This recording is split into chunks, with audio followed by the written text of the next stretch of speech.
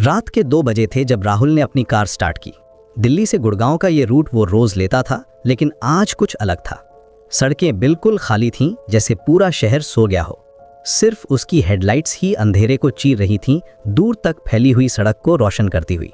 हवा में एक अजीब सी खामोशी थी जो उसे बेचैन कर रही थी। रेडियो में कोई पुराना गाना बज रहा था, एक मधुर सी आवाज़ जो इस सुनसान रात में उसका साथी था। लेकिन अचानक सिग्नल गायब हो गया। सिर्फ स्टैटिक की आवाज़ बची थी जो कानों में चुभ रही थी। राहुल ने रेडियो बंद कर दिया और खिड़की थोड़ी नीचे की। ठंडी हवा अंदर आई तो उसे अच्छा लगा। वो एक आईटी कंपनी में काम करता था और रात की शिफ्ट के बाद घर जा रहा था। ये उसका रूटीन था पिछले 3 सालों से। लेकिन आज कुछ तो अजीब था। सड़क पर एक भी गाड़ी नज़र नहीं आ रही थी। आमतौर पर कम से कम कुछ ट्रक्स या लेट नाइट कम्यूटर्स दिख जाते थे, लेकिन आज तो लगता था जैसे पूरी दुनिया गायब हो गई हो। उसने अपनी रिस्ट वॉच देखी। 2:15 अभी भी कुछ ट्रैफिक होना चाहिए था। अचानक उसे रियर व्यू मिरर में कुछ दिखा। एक काली कार उसके पीछे आ रही थी, धीमी गति से। पहले तो राहुल को लगा कि शायद कोई और भी रात की शिफ्ट से घर जा रहा है। आईटी सेक्टर में तो ये आम बात थी। लेकिन जब उसने स्पीड बढ़ाई तो वो कार भी तेज हो गई। जब उसने स्लो किया तो वो भी स्लो हो गई।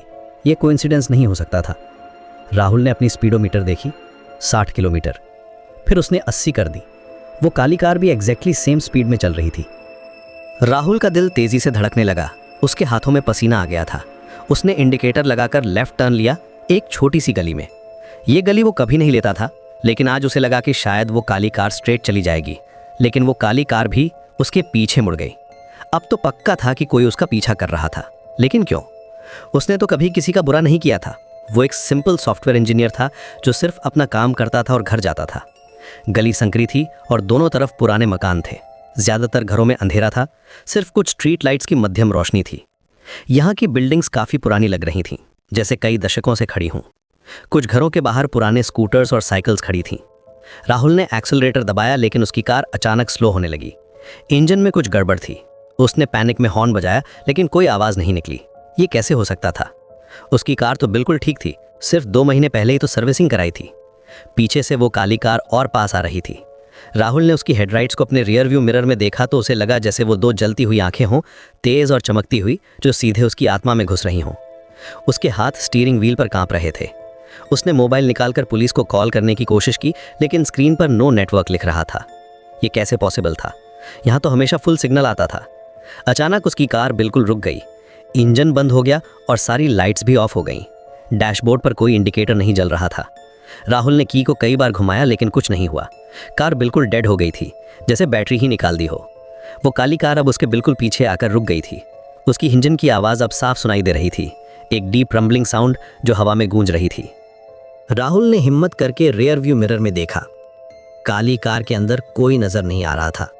सिर्फ अंधेरा था, गहरा और डरावना। लेकिन इंजन की आवाज़ अभी भी आ रही थी, धीमी लेकिन लगातार, जैसे कोई सांस ले रहा हो।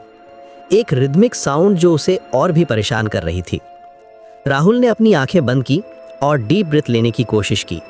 शायद ये सब एक बुरा सपना था। राहुल ने कार डोर का लॉक चेक किया, सब कुछ लॉक्ड था। उसने विंडोज भी ऊपर कर ली, लेकिन अचानक उसे लगा जैसे कोई उसकी कार के चारों तरफ घूम रहा है। फुटस्टेप्स की आवाज आ रही थी, धीमी लेकिन साफ, जैसे कोई लेदर के जूते पहनकर स्लोली वॉक कर रहा हो।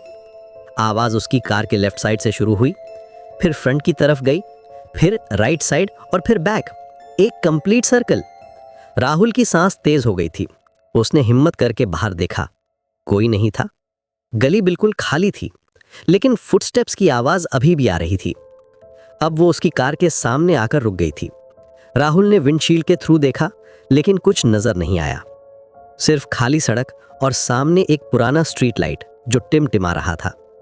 अचानक उसकी कार का रेडियो अपने आप ऑन हो गया, लेकिन कोई गाना नहीं बज रहा था। सिर्फ एक आवाज आ रही थी, धीमी लेकिन साफ। कोई विस्पर कर रहा था। राहुल को समझ नहीं आ रहा था कि वो क्या कह रहा है। वर्ड्स अनक्लियर थे, जैसे कोई बहुत दूर से बोल रहा हो। उसने वॉल्यूम बढ़ाने की कोशिश की, लेकिन नॉब हिल नहीं रहा था। उसने रेडियो बंद करने की कोशिश की, लेकिन बटन काम नहीं कर रहा था। आवाज और तेज होती जा रही थी। अब वो क्लियरली सुन सकता था, कोई उसका नाम ले रहा था, राहुल राहुल, बार बार। एक एरी वॉइस जो उसकी रीढ़ की हड्डी में सिहरन पैदा कर रही थी। ये वॉइस फेमिलियर भी लग रही थी, जैसे कोई जाना पहचाना पर्सन हो, लेकिन फिर भी अलग। राहुल का खून सूख गया। उसने कभी किसी को अपना नाम नहीं बताया था, फिर ये कैसे जानता था? उसकी आईडी कार्ड तो कार में विजिबल नहीं थी। उसने अपनी आंखें बंद कर ली और डीप ब्रेथ लिया। शायद ये सब उसका इमेजिनेशन था, स्ट्रेस की वजह से। ऑफिस में काम का प्रेशर बहुत था इन दिनों, शायद उसका माइंड ट्रिक्स खेल रहा था। लेकिन जब उसने आंखें खोली तो विंडशील्ड पर कुछ लिखा हुआ था, धुंधले लेटर्स में, जैसे कोई फिंगर से लिखा हो, तुम भाग नहीं सकते। राहुल की सांस फूलने लगी। ये कैसे पॉसिबल था? कोई बाहर से तो नहीं लिख सकता था। विंडोज़ तो बंद थीं और ये राइटिंग अंदर की तरफ से लगी थी, जैसे कोई कार के अंदर ही बैठकर लिखा हो। अचानक उसकी कार हिलने लगी, जैसे कोई उसे हिला रहा हो, पहले धीमे धीमे, फिर तेजी से। राहुल ने स्टीयरिंग व्हील को कसकर पकड़ा। कार और तेजी से हिलने लगी। ऐसा लग रहा था जैसे कोई जायंट हैंड्स उसे पकड़कर शेक कर रहा हो। उसका पूरा बॉडी हिल रहा था। उसने सीट बेल्ट चेक की, वो प्रॉपरली लगी हुई थी, लेकिन फिर भी वो कंट्रोल नहीं कर पा रहा था। फिर अचानक सब कुछ रुक गया। कंप्लीट साइलेंस, एक eerie काम जो और भी डरावनी थी। राहुल ने चारों तरफ देखा, वो काली कार गायब थी। फुटस्टेप्स की आवाज़ भी बंद हो गई थी। रेडियो भी साइलेंट था। विंडशील्ड पर लिखे वर्ड्स भी गायब हो गए थे, जैसे कुछ हुआ ही नहीं था। लेकिन राहुल जानता था कि ये सब रियल था। उसके कपड़े पसीने से भीग गए थे। राहुल ने की घुमाई और उसकी कार स्टार्ट हो गई।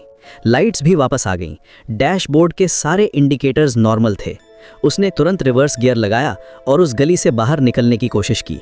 उसके हाथ अभी भी कांप रहे थे, लेकिन जैसे ही वो मेन रोड पर पहुंचा, उसे फिर से रियर व्यू मिरर में वो काली कार दिखी। इस बार वो और भी पास थी, बिल्कुल उसके बम्पर के पास। राहुल ने फुल स्पीड में एक्सेलरेटर दबाया। उसकी कार तेजी से भागने लगी। स्पीडोमीटर 90, 100, 110। लेकिन वो काली कार भी उसके साथ साथ चल रही थी, बिल्कुल सेम स्पीड में, जैसे वो मैग्नेटिकली अटैच्ड हो। राहुल ने एक शार्प टर्न लिया। टायर्स की स्क्रीचिंग साउंड आई। रबर बर्निंग की स्मेल आने लगी। वो एक दूसरी रोड पर आ गया। यहाँ कुछ स्ट्रीट लाइट्स थे तो उसे थोड़ा बेटर फील हुआ। कम से कम विजिबिलिटी तो थी। लेकिन वो काली कार अभी भी उसके पीछे थी, जैसे शैडो की तरह फॉलो कर रही हो। अचानक राहुल को एक पेट्रोल पंप दिखा, ब्राइट लाइट्स और 24 आवर्स ओपन का साइन। उसे लगा कि यहाँ जाके वो सेफ हो जाएगा। वो तुरंत वहाँ रुका और बाहर निकला।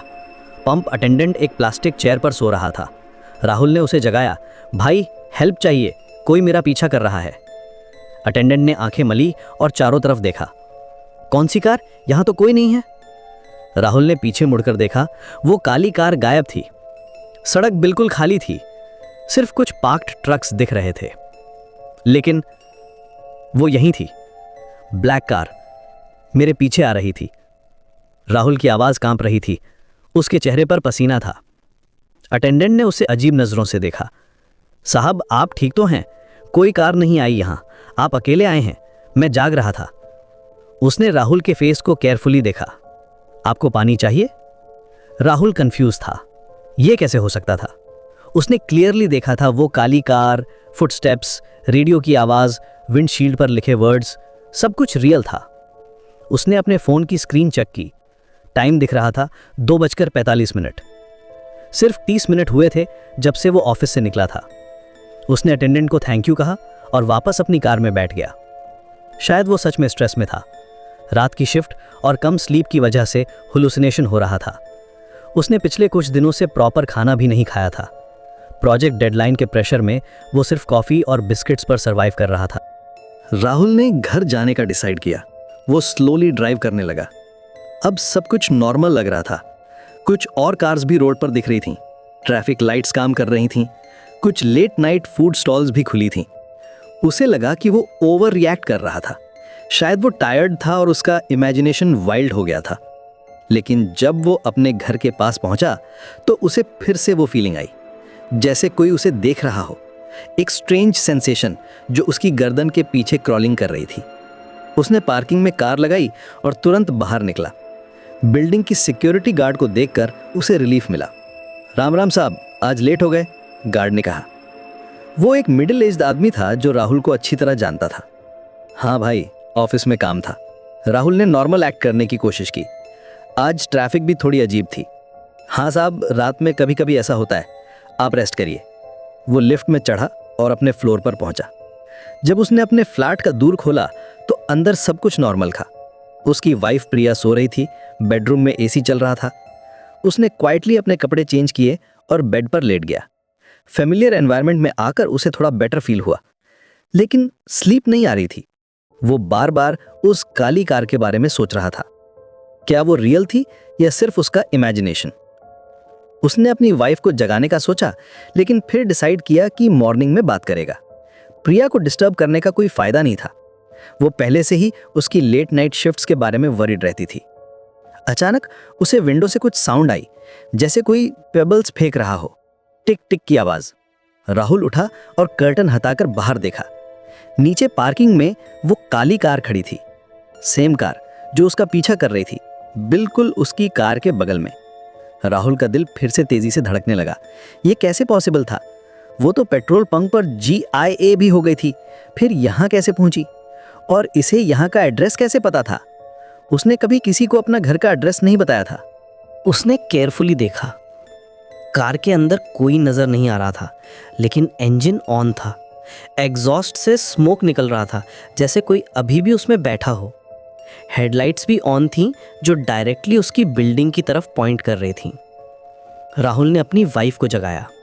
प्रिया, उठो, नीचे देखो। प्रिया ने आंखें मली। क्या हुआ राहुल? रात के 3 बजे हैं। उसकी आवाज में नींद थी। नीचे पार्किंग में एक काली कार है, वो मेरा पीछा कर रही थी। प्रिया ने विंडो से देखा। कौन सी कार? मुझे तो कोई काली कार नहीं दिख रही। उसने केयरफुली देखा। वहां तो सिर्फ हमारी कार और शर्मा जी की वाइट कार है। राहुल ने फिर से देखा। पार्किंग एम्प्टी थी, कोई काली कार नहीं थी, सिर्फ उसकी अपनी कार और कुछ नेबर्स के कार्स थीं। वो कंफ्यूज्ड हो गया। अभी तो वो क्लियरली दिख रही थी, लेकिन वो यहीं थी, मैंने क्लियरली देखा था। राहुल कंफ्यूज था। प्रिया ने उसका हाथ पकड़ा।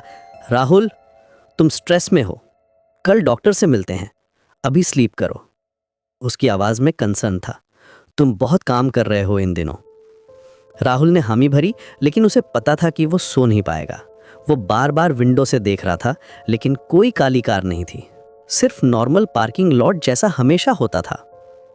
अगली मॉर्निंग राहुल ऑफिस नहीं गया। उसने सिक लीव ली और डॉक्टर के पास गया। डॉक्टर एक एक्सपीरियंस्ड साइकियाट्रिस्ट था जो स्ट्रेस रिलेटेड प्रॉब्लम्स हैंडल करता था। उसने राहुल की पूरी स्टोरी सुनी। ये स्ट्रेस और लैक ऑफ स्लीप की वजह से हेल्यूसिनेशन हो सकता है। डॉक्टर ने एक्सप्लेन किया, IT प्रोफेशनल्स में ये कॉमन है। Continuous screen time, irregular sleep patterns और वर्क प्रेशर से माइंड कंफ्यूज्ड हो जाता है। उसने कुछ मेडिसिन्स दी और प्रॉपर रेस्ट करने को कहा। राहुल ने डिसाइड किया कि वो कुछ दिन कार नहीं चलाएगा, मेट्रो से ऑफिस जाएगा। लेकिन जब वो मेट्रो स्टेशन पहुंचा तो प्लेटफॉर्म पर उसे एक फेमिलियर फिगर दिखा। एक आदमी ब्लैक कोट में खड़ा था। उसकी बैक राहुल की तरफ थी। हाइट और बिल्ड बिल्कुल नॉर्मल था, लेकिन कुछ अजीब था। राहुल पास गया तो वो आदमी स्लोली मुड़ा। उसका फेस बिल्कुल ब्लैंक था, कोई फीचर्स नहीं थे, सिर्फ स्मूथ स्किन, जैसे कोई मैनेकिन हो। कोई आंखें नहीं, नाक नहीं, मुंह नहीं। राहुल चीखने वाला था, लेकिन अचानक वो आदमी गायब हो गया, जैसे हवा में घुल गया हो। अब राहुल को पक्का यकीन हो गया कि कुछ तो गड़बड़ है। ये सिर्फ स्ट्रेस नहीं था, कुछ और था। कोई उसे फॉलो कर रहा था, लेकिन कौन और क्यों? उसने कभी किसी को हर्ट नहीं किया था, वो एक सिंपल लाइफ जीता था। उसने अपने पुराने दोस्त अमित को कॉल किया। अमित एक पैरानॉर्मल इन्वेस्टिगेटर था जो सुपर नेचुरल केसेस हैंडल करता था। यार अमित, मुझे तुमसे मिलना है, अर्जेंट है। अमित ने उसे अपने ऑफिस बुलाया। वहाँ वॉल्स पर स्ट्रेंज सिंबल्स और बुक्स से भरी शेल्फ्स थीं। राहुल ने पूरी स्टोरी डिटेल में बताई। अमित ने केयरफुली सुना, नोट्स भी लिए। राहुल, ये सिर्फ हैल्यूसिनेशन नहीं है, तुम्हारे साथ कुछ सुपरनैचुरल हो रहा है। कोई एंटिटी तुम्हें टारगेट कर रही है। अमित की आवाज़ सीरियस थी। लेकिन क्यों? मैंने तो कुछ नहीं किया। अमित ने कुछ बुक्स निकाली।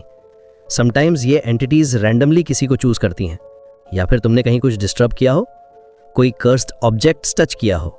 राहुल ने सोचा, पिछले कुछ दिनों में उसने कुछ अनयूजुअल नहीं किया था, सिर्फ ऑफिस और घर के बीच ट्रैवल करता था, कोई नई जगह नहीं गया था।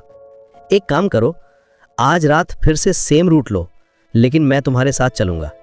हमें पता करना होगा कि ये क्या चाहती है। अमित ने अपना इक्विपमेंट बैग दिखाया। राहुल डर गया। नहीं यार, मैं वो रूट नहीं लूंगा। राहुल, अगर तुम इससे भागोगे तो ये तुम्हारा पीछा करती रहेगी। हमें इसका सामना करना होगा। मैं एक्सपीरियंस हूं इन मैटर्स में।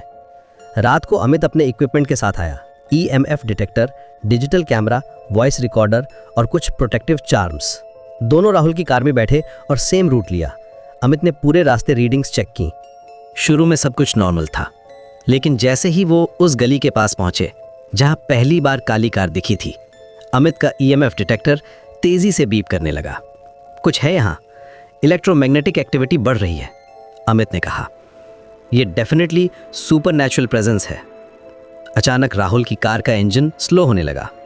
सेम प्रॉब्लम जो पहली रात हुई थी। अमित ने कैमरा निकाला और फोटोज लेने लगा। फ्लैश की रोशनी में गली और भी ईरी लग रही थी। वो देखो, राहुल ने रियर व्यू मिरर पॉइंट किया। काली कार फिर से आ रही थी। अमित ने पीछे मुड़कर देखा। मुझे कुछ नहीं दिख रहा, लेकिन EMF रीडिंग बहुत हाई है। कुछ तो है। राहुल की कार रुक गई। अमित ने वॉइस रिकॉर्डर ऑन किया। अगर कोई है तो बताओ कि तुम क्या चाहते हो। अचानक रेडियो ऑन हो गया। सेम विस्पर जो पहली रात आई थी, लेकिन इस बार वर्ड्स क्लियर थे। वो मेरी जगह पर है। अमित ने राहुल की तरफ देखा। तुम किसकी जगह पर हो? राहुल कंफ्यूज था। मुझे नहीं पता, मैं तो सिर्फ ऑफिस से घर जा रहा था। वॉइस रिकॉर्डर में फिर से आवाज आई। गाड़ी, मेरी गाड़ी। अमित ने समझा। राहुल, तुम्हारी कार के बारे में बताओ, ये कहाँ से खरीदी थी? राहुल ने सोचा। सेकंड हैंड ली थी, एक डीलर से, करोल बाग में। उसने कहा था कि प्रीवियस ओनर ने सेल कर दी थी। प्रीवियस ओनर का क्या हुआ था? पता नहीं, डीलर ने कुछ नहीं बताया था, सिर्फ कहा था कि अर्जेंट सेल करना था। अमित ने अपना फ़ोन निकाला। हमें पता करना होगा, कार का रजिस्ट्रेशन नंबर दो। अगले दिन अमित ने रिसर्च की। उसके कॉन्टैक्ट्स RTO में थे। पता चला कि राहुल की कार का प्रीवियस ओनर एक आदमी था जिसका नाम विकास था। वो एक एक्सीडेंट में मर गया था, सेम रूट पर जहां राहुल को काली कार दिखी थी। राहुल, विकास का उसी गली में एक्सीडेंट हुआ था, लेट नाइट। कोई विटनेस नहीं था। पुलिस को लगा कि वो स्लीप में था और कंट्रोल लूज कर गया। अमित ने फाइल दिखाई। राहुल का खून सूख गया। मतलब वो अभी भी उस कार से अटैच्ड है? हाँ, और वो चाहता है कि तुम उसकी कार छोड़ दो, या फिर क्या, या फिर तुम भी सेम फेट फेस करो। राहुल ने डिसाइड किया कि वो कार सेल कर देगा, लेकिन जब उसने डीलर को कॉल किया तो पता चला कि वो डीलर गायब हो गया था। कोई नहीं जानता था कि वो कहाँ गया। उसकी शॉप भी बंद थी। अमित ने सजेस्ट किया कि वो विकास की स्पिरिट से डायरेक्टली कम्युनिकेट करें। हमें उससे बात करनी होगी, पता करना होगा कि वो क्या चाहता है। उस रात दोनों फिर से उसी गली में गए। अमित ने ऊजा बोर्ड निकाला। विकास, अगर तुम यहाँ हो तो साइन दो। अचानक हवा तेज हो गई। पेड़ों की लीव्स हिलने लगीं। ऊजा बोर्ड का पॉइंटर मूव करने लगा। HELP। तुम्हें क्या हेल्प चाहिए? अमित ने पूछा। MYCAR। तुम अपनी कार वापस चाहते हो। NODESTROY। राहुल कंफ्यूज था। डिस्ट्रॉय क्यों? पॉइंटर फिर मूव हुआ। CURSED। अमित ने समझा। विकास, तुम्हारी कार कर्स्ड है? किसने कर्ज किया? DEALER। अब पूरी स्टोरी क्लियर हो गई। डीलर ने विकास को कर्स्ड कार बेची थी। विकास की डेथ के बाद उसकी स्पिरिट कार में ट्रैप्ड हो गई थी। डीलर ने फिर से वो कार राहुल को बेच दी। हम कैसे कर्ज तोड़ सकते हैं? अमित ने पूछा। BURNCAR। राहुल को शॉक लगा। कार जला देनी होगी। Only way? अमित ने राहुल की तरफ देखा। ये एकमात्र रास्ता है। अगर तुम कार नहीं जलाओगे तो विकास की स्पिरिट हमेशा तुम्हारे साथ रहेगी। राहुल ने हैवी हार्ट से हामी भरी। अगले दिन दोनों ने एक आइसोलेटेड प्लेस ढूंढा। गुड़गांव के बाहर एक एम्प्टी फील्ड। राहुल ने अपनी कार को पेट्रोल से भिगोया और फायर लगा दी। जैसे ही फ्लेम्स उठी, राहुल को लगा जैसे कोई आवाज आ रही है। Thank you. एक पीसफुल वॉइस थी। विकास की स्पिरिट फाइनली फ्री हो गई थी। कार पूरी तरह जल गई। राहुल ने एक डीप ब्रेथ ली। अब वो सेफ था। कर्स टूट गया था। लेकिन जब वो घर पहुंचा तो उसे एक लेटर मिला। कोई एड्रेस नहीं था, सिर्फ एक लाइन लिखी थी। अगली कार भी मेरी ही होगी।